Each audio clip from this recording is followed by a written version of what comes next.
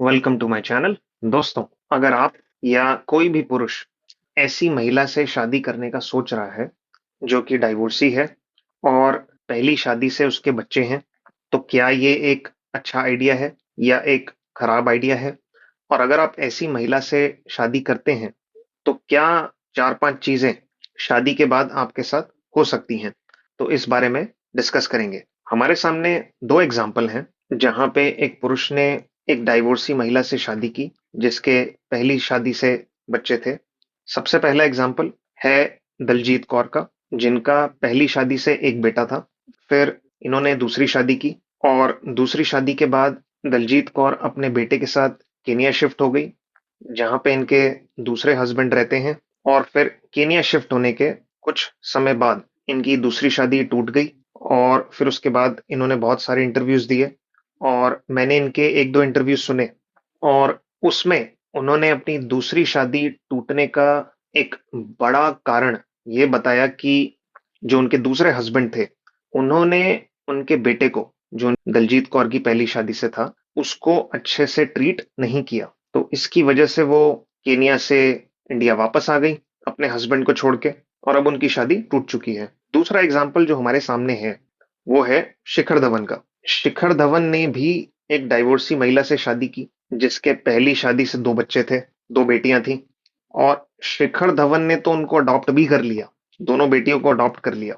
और फिर उनकी शादी से एक बेटा भी हुआ और शिखर धवन का भी डाइवोर्स हो चुका है। एक बार एक क्लिप देखते हैं, जिसमें दलजीत कौर अपनी दूसरी शादी के बारे में बात कर रही हैं कि उसमें क्या इशू आए, जिसकी वजह से उनकी शादी टूट गई।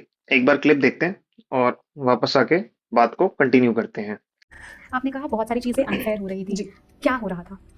डिटेल्स तो मैं नहीं जाना चाहूंगी because like I said my healing journey is on हाँ। And it's not easy for me to talk about it, but from the time we landed there was a bullying बोले या एक अनफेयरनेस बोले, बच्चों के बीच में डिविजन्स बोले, या डिवीजन भी चलो एक हद तक आई अंडरस्टैंड ऑल्सो, बट दूसरे हद तक ह्यूमन लेवल्स पे आई डोंट अंडरस्टैंड। बड़ा कुछ चल रहा था जिसके लिए मुझे रियलाइज हुआ the only thing I am doing is protecting Jaden, protecting Jaden, protect. It was becoming very difficult because I was trying to also be the wife, also do a lot of things on a one-on-one basis. But वो जो शायद वो प्यार पनपना चाहिए था as a family, क्योंकि I went as a mother first, wife later, because I was a mother. It's not a rocket science for anybody to crack that she came with a kid. Yes, I got married, but I went with a kid. So the first thing that should have been done is kept the respect and integrity of my son, which is not kept from the beginning. And a lot of things, whatever happened, and it just went to a level where I decided that I have to protect him, and Jaden was getting affected so much. So I had to protect him. There was no other choice. But I did think कि बड़े बात करेंगे. दोस्तों, एक बात जो आपको समझनी पड़ेगी कि जब आप किसी डाइवोर्सी महिला से शादी करते हैं, अब चाहे उसके पहली शादी से बच्चे हों या ना हो, तो उस महिला का दूसरी शादी से एक्सपेक्टेशन ज्यादा होगा पहली शादी के मुकाबले। और इसका मैं आपको एग्जांपल देता हूँ। चलिए मिसेस मूवी की बात करते हैं। मान लीजिए एक महिला ने डिवोर्स लिया, और डिवोर्स इसलिए लिया कि उसको घर का काम करना पड़ता था और वो उसको अच्छा नहीं लगता था, और इस वजह से उसने डिवोर्स ले लिया। तो अब उसकी एक्सपेक्टेशन जब वो दूसरी शादी करेगी, वो ये होगी कि मैं अब घर का काम नहीं करूंगी, मैं घर का खाना नहीं बनाऊंगी, या मैं इन लॉज के साथ नहीं रहूंगी। तो जब कोई भी डाइवोर्सी महिला दूसरी शादी करने का सोचती है, तो उसकी दूसरी शादी से एक्सपेक्टेशन ज्यादा होगी और एक्सपेक्टेशन बहुत क्लियर होगी कि मैं ये करूंगी और मैं ये नहीं करूंगी। ऐसा होने के ज्यादा चांसेस हैं। तो ये बात आपको समझनी पड़ेगी। या हो सकता है पहली शादी में उसको लगता था, महिला को, कि उसका हस्बैंड उसके ऊपर कोई खर्चे नहीं करता था, उसको कुछ शॉपिंग नहीं कराता था। तो अब सेकंड टाइम जब वो शादी करेगी, उसकी एक्सपेक्टेशन होगी कि मैं चाहती हूँ कि मेरा जो पति है वो मेरे ऊपर खर्चे करे और मुझे शॉपिंग कराए, मुझे महंगे गिफ्ट्स दे। और पुरुषों को कई बार ऐसा लगता है कि हम अगर एक डाइवोर्सी महिला से शादी करेंगे, जिसके पहली शादी से बच्चे हैं, अगर हम ऐसी महिला से शादी करेंगे, तो वो हमारा शायद एहसान मानेगी, हमें ज्यादा वैल्यू करेगी और दूसरी शादी के बाद ज्यादा एडजस्ट करेगी। पर मैं पुरुषों से ये कहना चाहूंगा कि ऐसा जरूरी नहीं है दोस्तों।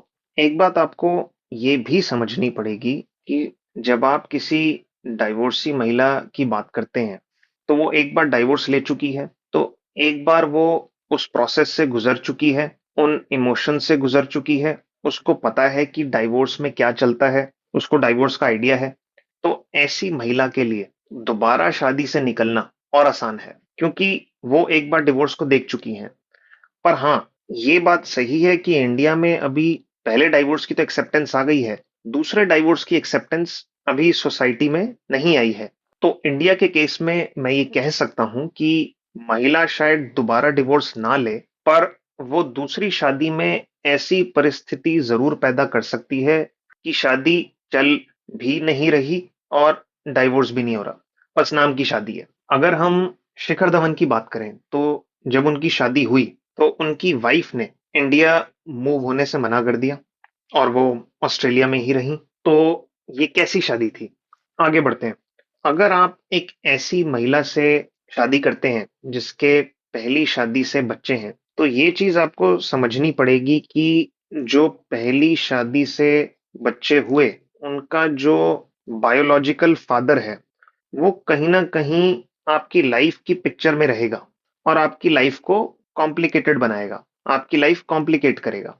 अगली बात, जो महिला है उसकी टॉप प्रायोरिटी हमेशा उसके बच्चे रहेंगे जो पहली शादी से हैं। आप उसकी टॉप प्रायोरिटी नहीं होंगे, ये बात आपको समझनी पड़ेगी। अब बच्चे टॉप प्रायोरिटी होंगे उसका क्या मतलब है? उसके दो मतलब है मेरे विचार में। पहला, कि वो अपना टाइम और एनर्जी अपने बच्चों को पहले देगी। अगर आप सोच रहे हैं कि वो आपके साथ टाइम बिताएगी, तो ये आपकी सोच गलत है। उसकी पहली प्रायोरिटी हमेशा उसके बच्चे होंगे और फिर आप आओगे। दूसरी बात, अगर उस महिला को उसके बच्चे में से और आप में से अगर किसी एक की साइड लेनी है, तो वो अपने बच्चों की साइड लेगी, आपकी साइड नहीं लेगी। इसका भी एक एग्जाम्पल लेते हैं। मान लीजिए बच्चे उधम मचा रहे हैं, हल्ला कर रहे हैं या कुछ गलत कर रहे हैं और आपने उनको टोका, आपने उनको डांटा कि भाई ऐसा मत करो। तो ऐसा हो सकता है, बहुत ज्यादा चांसेस है कि जो महिला है वो अपने बच्चों की साइड लेगी, आपकी साइड नहीं लेगी। और महिला अपने बच्चों को ज्यादा प्रायोरिटी दे रही है, इसको मैं गलत नहीं कह रहा हूं, मैं इसको सही मानता हूं। बच्चों को ज्यादा प्रायोरिटी मिलनी चाहिए, मैं बस इस चीज को बता रहा हूं।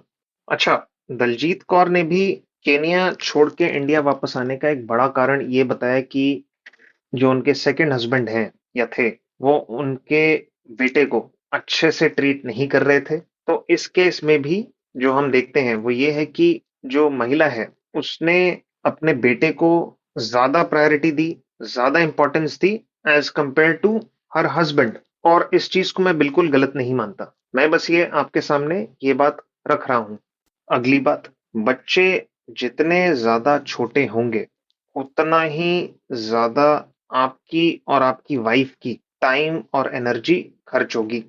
तो अगर आप अपनी लाइफ में कुछ करना चाहते हैं, तो वो सब करने के लिए आपके पास उतना ही कम वक्त होगा और आपकी वाइफ के पास भी, अगर बच्चे छोटे हैं, तो उतना ही कम टाइम और एनर्जी उसके पास होगा आपको देने के लिए। तो आप सोच रहे हैं कि आप शादी कर रहे हैं तो आपकी वाइफ आपके साथ वक्त बिताएगी, पर अगर बच्चे बहुत छोटे हैं तो आपकी वाइफ आपको उतना टाइम और एनर्जी शायद नहीं दे पाएगी जितना आप सोच रहे हैं या जितना आप एक्सपेक्ट कर रहे हैं। ये भी हो सकता है कि जो बच्चे हैं वो आपको एज अ फादर ना एक्सेप्ट करें, ऐसा भी हो सकता है।